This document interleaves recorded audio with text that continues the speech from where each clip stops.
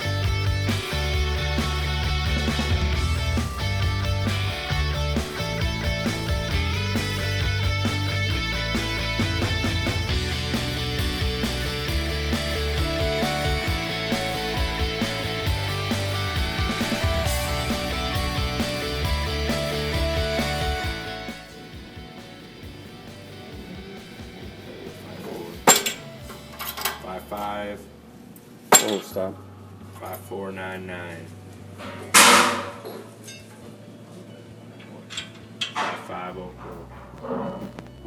55 was the right? Yep.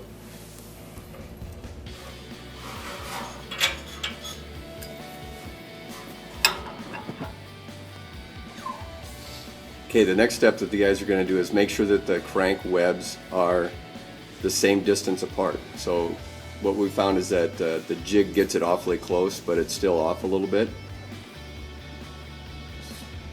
So there's a couple of hundredths of or a couple tenths of a millimeter, a tenth of a millimeter difference between the pin side and opposite pin side of the crank webs. So they'll get that set, and then we'll be able to true the crank. So the jig's pretty effective. After setting the proper crank web width, it's within a little less than 1/1000th of an inch. And that was pretty fast crank rebuild. To